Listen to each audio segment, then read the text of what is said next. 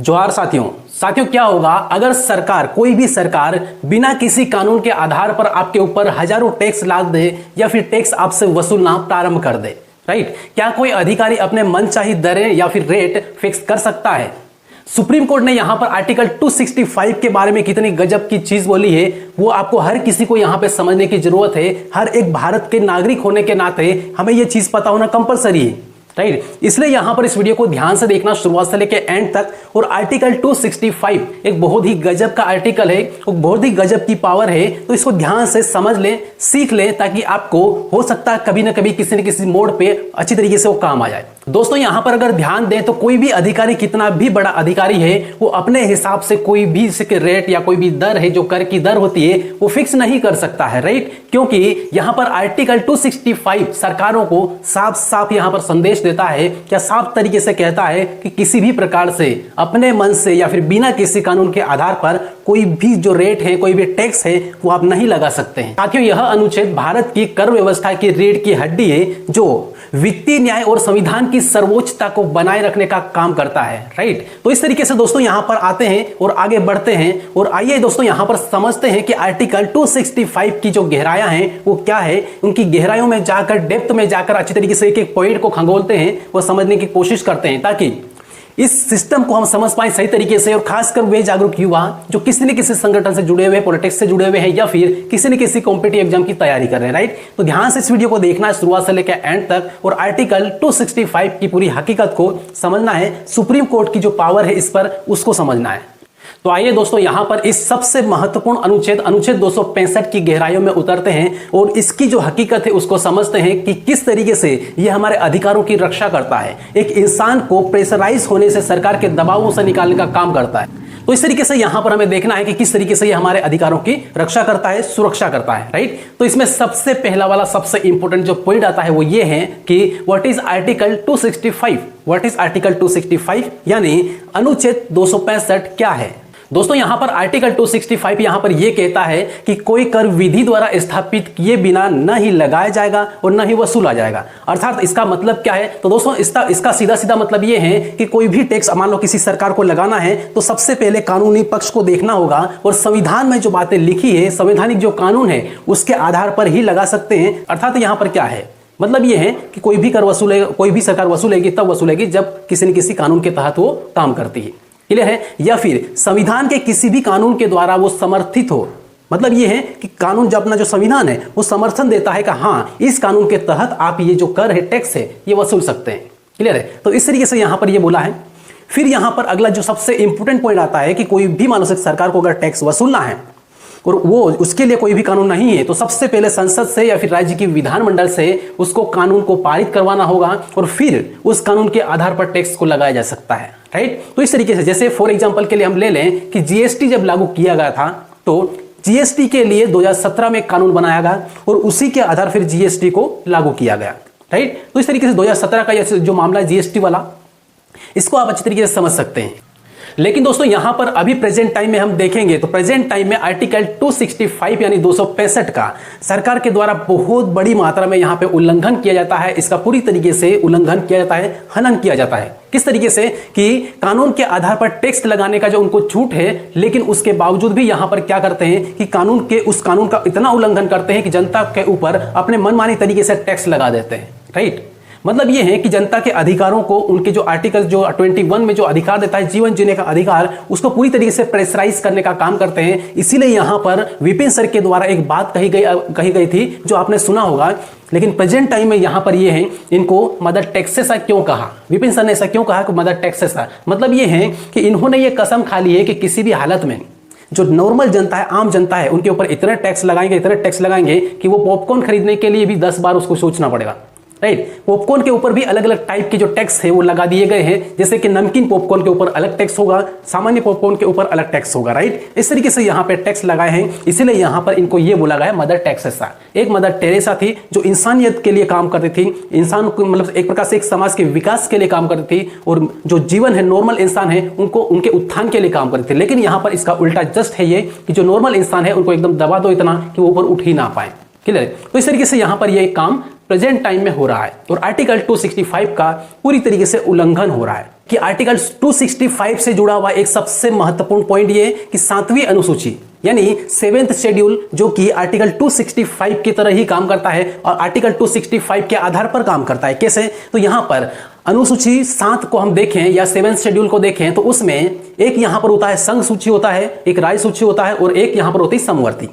तो इस तरीके से जितने भी लैंड रेवेन्यू को कलेक्ट किया जाता है या फिर राजस्व को कलेक्ट किया जाता है, भू राजस्व को, उसको राज्य सूची के अंतर्गत रखा गया है। और राज्य सूची के अंतर्गत यहां पर कोई भी जितने भी राजस्व है, जितने भी भू राजस्व है, जमीन के जितने भी यहां पे मान लो टैक्स वगैरह है, वो सारे के सारे किसके आधार पर यहां पर वसूले जाएंगे? तो वसूले जाते हैं किसके? तो यहां पर 7वीं अनुसूची के आधार पर और उसमें भी राज्य अनुसूची के आधार पर, राज्य सूची के आधार पर, राइट। तो इस तरीके से ये है। अब इसमें राज्य सूची का क्या महत्व है और इसमें क्या किस तरीके से कानून लिखा हुआ है? तो इसमें सिंपल सा फंडा है, किसी भी जमीन का टैक्स वसूलना है तो राज्य सूची काम करेगी। मतलब यह है कि राज्य सूची के अंतर्गत राज्य को यह अधिकार दिया गया है कि जितनी भी जमीन है उसके ऊपर टैक्स वसूलने का काम है वो किसका है? राज्य का है। ये यहां पर कहती है कौन? 7वीं अनुसूची में लिखी जो राज्य सूची है वो ये कहती है कि लैंड रेवेन्यू को कलेक्ट करने की जो पावर है वो किसके पास है? तो वो राज्य के पास है। दोस्तों अब यहां पर देखें स्क्रीन पर ध्यान से, और इसमें 7वीं अनुसूची के राज्य सूची के अंतर्गत एंट्री नंबर 45 है। एंट्री नंबर 45 ये कहती है कि किसी भी भू राजस्व को वसूलने के लिए या फिर लैंड रेवेन्यू को कलेक्ट करने के लिए कि राज्य सरकार का यहां पर अधिकार है या फिर राज्य सरकार को अधिकार देती है, राइट। तो इस तरीके से यहां पे 7वीं अनुसूची और राज्य सूची के अंतर्गत एंट्री नंबर 45 इसमें आपको यह लिखा हुआ मिलेगा कि कोई भी लैंड रेवेन्यू कलेक्ट करना है, भू राजस्व कंप्लीट करना है या फिर कलेक्ट मतलब एक प्रकार से वसूल करना है तो वहां पर कौन करेगा? वो राज्य सरकार का दायित्व है, राज्य सरकार का अधिकार है। तो दोस्तों अब यहां पर यह बात कर लें कि राज्य सरकार कौन कौन से टैक्स लगा सकती है, कौन कौन सा टैक्स वसूल कर सकती है, राइट। तो देखें यहां पर सबसे पहले हमने यहां पर बात की लैंड रेवेन्यू की, भू राजस्व की। उसके बाद फिर यहां पर की SGST की यानी GST, राइट। एक SGST होती है, एक CGST होती है, क्लियर है, सेंट्रल के लिए और एक राज्य के लिए।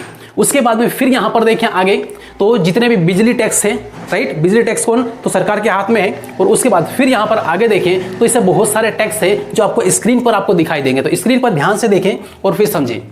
तो देखो यहां पर स्क्रीन पर इसमें यहां पर दिया हुआ है सबसे पहला क्या है? लैंड रेवेन्यू मैंने बताया। उसके बाद GST, SGST, excise duty. Excise duty का मतलब क्या है? आबकारी कर, आबकारी टैक्स। उसके बाद में फिर यहां पर देखें तो stamp duty and registration fees. Stamp मतलब जब भी हम कोई भी जमीन वगैरह खरीदते हैं या फिर और कुछ काम करते हैं तो उसमें स्टाम्प वगैरह खरीदते हैं तो स्टाम्प के ऊपर जो टैक्स लगता है वो जो टैक्स है वो भी कौन लेता है? वो राज्य सरकार के अंतर्गत ही आता है, राइट। फिर यहां पर देखें तो प्रोफेशनल टैक्स। प्रोफेशनल टैक्स का मतलब ये है कि जो सर्विसमैन है या फिर बिजनेसमैन है या व्यापारी है उनसे जो टैक्स लिया जाता है उसको प्रोफेशनल टैक्स बोला जाता है, राइट। इसलिए यहां पर ये प्रोफेशनल टैक्स दिया है और किसका अधिकार है? राज्य का अधिकार है, राज्य इसको कलेक्ट करता है। फिर यहां पर देखें आगे लॉटरी, सट्टा या फिर जुआ कर। लॉटरी, सट्टा या फिर जुआ कर, इसका ये जो टैक्स है ये भी राज्य सरकार ही वसूलती है।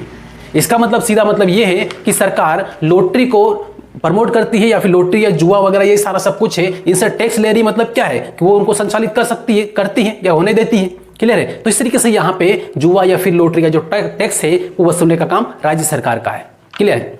फिर यहाँ पे एक और है, वो है बिजली का, मैंने बताया। फिर एंट्री ड्यूटी। अब एंट्री ड्यूटी क्या है?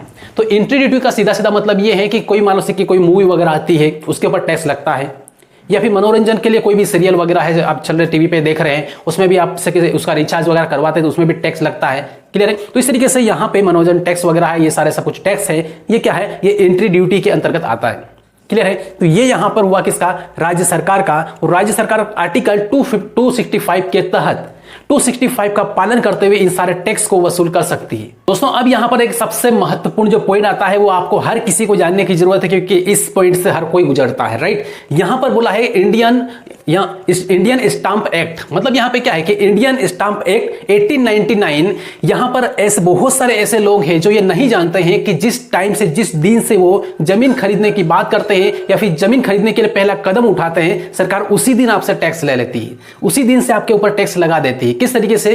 जैसे ही आपने मान लो से कहीं पर जमीन खरीदी या फिर खरीदने की बात हो रही है, बात हुई, जैसे ही फिक्स हुआ कहां इतने में जमीन खरीदना है और आपने जैसे स्टाम्प बनाया वैसे ही आपके ऊपर टैक्स लग जाता है, राइट। इस तरीके से यहां पे भू राजस्व को भी कलेक्ट करते हैं, क्लियर है। तो ये सारा जो काम करते हैं, ये सारा टैक्स लगाने का काम होता है किसका है? ये राज्य सरकार का है, क्लियर। तो दोस्तों यहां पर और आगे देखें तो हर एक राज्य में राज्य सरकार टैक्स वसूलती है, लेकिन हर एक राज्य में अपना अलग अलग कानून है, राइट। मान लो से कि यहाँ पर ये देखें तो बहुत सारे लैंड रेवेन्यू कोड 1979 के हिसाब से भी यहाँ पे वसूलते हैं, या फिर यहाँ पर बात करें तो वन अधिकार अधिनियम 2006 के तहत भी इससे कि वन क्षेत्र के जो टैक्स वगैरह है वो लेते हैं। क्लियर है। मध्य प्रदेश में टैक्स का जो प्रणाली है वो अलग है, मतलब अलग तरीके से यहाँ पे अलग कानून के आधार पर वसूला जाता है। और उसके बाद में गुजरात में अलग है, महाराष्ट्र में अलग है, पश्चिम बंगाल में अलग है। तो इस तरीके से जो टैक्स लगाते हैं, टैक्स लगाने के जो कानून है वो सब राज्य के लिए अपने अपने अलग है। क्लियर है। तो इस तरीके से ये है। तो दोस्तों यहाँ पर सबसे पहले आपको ये बता दें कि एमपी में कौन सा किस कानून के आधार पर टैक्स वसूला जाता है, गुजरात में किस कानून के आधार पर टैक्स वसूला जाता है, बंगाल में किस कानून के आधार पर टैक्स वसूला जाता है। ठीक है, ये कुछ कानून है जो आपको मैं बता दे रहा हूं, स्क्रीन पर आपको ध्यान से देखना है, समझना है। दोस्तों यहां पर आप स्क्रीन पर ध्यान से देखें कि आपके राज्य में किस कानून के आधार पर टैक्स वसूला जाता है। इसको यहां पर देखें तो सबसे पहले यहां पर बात करें तो सबसे पहले यहां पर आता है पॉइंट, वो है उत्तर प्रदेश। यूपी की अगर बात करें तो यूपी में उत्तर प्रदेश भू राजस्व संहिता 2006 के आधार पर भूमि का जो टैक्स है वो वसूला जाता है। और उसके बाद फिर यहां पर बात करें मध्य प्रदेश की, तो मध्य प्रदेश भू राजस्व संहिता 1959 के आधार पर यहां पर टैक्स वसूला जाता है। यानी एमपी में टैक्स किस आधार पर वसूला जाएगा, तो यहां पर है मध्य प्रदेश भू राजस्व संहिता 1959, राइट। तो इस तरीके से यहां पे लैंड रेवेन्यू कोड 1959 के आधार पर एमपी में टैक्स वसूला जाता है। और उसके बाद फिर यहां पर आगे देखें तो राजस्थान की बात करें, अगर आप राजस्थान है साथियों तो यहां पर कमेंट जरूर करना है कि आपके वहां का जो सिस्टम है जो टैक्स वसूलने का, उसको मैं कुछ मान लो से कोई दिक्कत हो, कोई मान लो से कि जो भी समस्या है उसको आपको कमेंट में जरूर से कि आपको सेंड करना है, ठीक है, लिखना है। तो राजस्थान में यहां की बात करें तो राजस्थान भू राजस्व अधिनियम 1956 के आधार पर राजस्थान में टैक्स वसूला जाता है। क्लियर है। फिर से यहां पे बता दे रहा हूं कि राजस्थान भूमि राजस्व अधिनियम 1956 के आधार पर वहां पे वो लैंड यानी लैंड रेवेन्यू को वसूला जाता है। फिर यहां पे देखें बंगाल की बात करें तो बंगाल में इससे बहुत पुराना जो कानून है वो अभी इससे के काम कर रहा है, वो है Bengal tenancy act. Bengal tenancy act 1885 Paschim Bengal में ये लागू है। ठीक है, फिर से बता दे रहा हूं कि बंगाल टेनेसी एक्ट 1885 मतलब 1885 का जो कानून लागू है उसी के आधार पर अभी टैक्स वसूला जा रहा है। तो इस तरीके से बहुत सारे राज्य, अलग अलग राज्यों में अलग अलग कानून है जिसके आधार पर टैक्स को वसूला जाता है। क्लियर है। तो ये है। और बाकी आप सभी लोग अपने अपने स्टेट का देखना है तो आपको गूगल में जाकर आप आराम से चेक कर सकते हैं कि हमारे राज्य में किस आधार कानून के आधार पर जो भू राजस्व है उसको कलेक्ट किया जाता है। क्लियर है। चलिए तो हम आगे बढ़ते हैं और अब आते हैं सुप्रीम कोर्ट के बातों के ऊपर, सुप्रीम कोर्ट के जजमेंट के ऊपर। चलिए दोस्तों, तो अब यहां पर बात करते हैं कि किस तरीके से यहां पर सुप्रीम कोर्ट के द्वारा आर्टिकल 265 के बारे में क्या कहा गया है, इसमें न्यायिक दृष्टिकोण सुप्रीम कोर्ट का क्या है, राइट। तो यहां पर एक केस आया था, सुप्रीम कोर्ट के पास एक केस गया, उस केस के आधार पर इन्होंने कुछ डिसीजन दिए हैं कि टैक्स वसूलने का क्या क्या नियम है। क्लियर है कि यहां पर जो केस गया था वो बंगाल का था और बंगाल में जो टैक्स वसूला जाता है उसके आधार पर वहां पर कुछ यहां पर डिसीजन दिए थे कि किस तरीके से कोई भी सरकार टैक्स वसूल सकती है। तो देखो यहां पर इसमें है कि आर्टिकल 265 के आधार पर सुप्रीम कोर्ट की व्याख्या और न्यायिक दृष्टिकोण। इसमें केस लॉ फर्स्ट की हम बात करते हैं कि केस लॉ फर्स्ट क्या है। केस लॉ फर्स्ट है, उसमें क्या बोला है कि state of west Bengal versus Kesoram industry limited 2004 की यहां पर बात करी है। और उसी जजमेंट में उसी का निर्णय देते हुए सुप्रीम कोर्ट ने यह कहा है कि कोई भी सरकार हो, चाहे कोई भी हो, केंद्र सरकार हो या राज्य सरकार हो, किसी भी टैक्स को वसूल करना है तो संवैधानिक आधार पर जो भी कानून है, जो भी नियम है, जो भी विधि है, उस विधि के अनुसार ही वो वसूल सकते हैं या फिर कोई भी नया टैक्स लगा सकते हैं। बिना किसी कानून के आधार पर कोई भी सरकार टैक्स नहीं लगाएगी, अगर लगाएगी तो उसके ऊपर क्या होगा, एक्शन होगा, राइट। तो इस तरीके से यहां पर सुप्रीम कोर्ट ने ये सारा सब कुछ कहा है। अब लास्ट में देखें दोस्तों तो आर्टिकल 265 का जो मेन उद्देश्य था वो क्या था और इसमें इस तरीके से ये जो बातें सारी सब कुछ लिखी गई, क्यों लिखी गई, ये इसलिए लिखी गई आर्टिकल 265 इसलिए यहां पर ये इसके बारे में डिटेल बताता है कि ताकि कोई भी सरकार अपने मनमानी तरीके से जनता का शोषण ना कर सके, अपने हिसाब से अपने इच्छा अनुसार कोई भी टैक्स अपने हिसाब से ना लगा सके, राइट। और संवैधानिक जो मूल्य है उनका ध्यान रखते हुए टैक्स को लागू किया जाए, इस तरीके से है। लेकिन फिर भी यहां पर आर्टिकल 265 का काफी ज्यादा उल्लंघन हो रहा है। कितना क्या उल्लंघन हो रहा है, कैसे उल्लंघन हो रहा है, कहां पर उल्लंघन हो रहा है। तो दोस्तों आप अलग अलग स्टेट से हैं तो अपने स्टेट का नाम, अपना नाम और बाकी अपने जो भी से सोच है, अपना जो भी विचार है उसको लास्ट में कमेंट जरूर करें ताकि हर किसी जनता की, हर एक दोस्त की जो विचार है उसको समझ पाए, एक दूसरे के जो विचार हो ट्रांसफर हो पाए, राइट। ताकि मान लो से आपको जो चीज पता है वो किसी और को पता नहीं होगी तो उसको पता चलेगी, किसी और को पता है वो आपको पता नहीं होगा, आपको पता चलेगी, राइट। तो इस तरीके से यहाँ पे कमेंट जरूर करें। और बाकी लास्ट में वीडियो देखने के लिए आप सभी साथियों को बहुत बहुत धन्यवाद।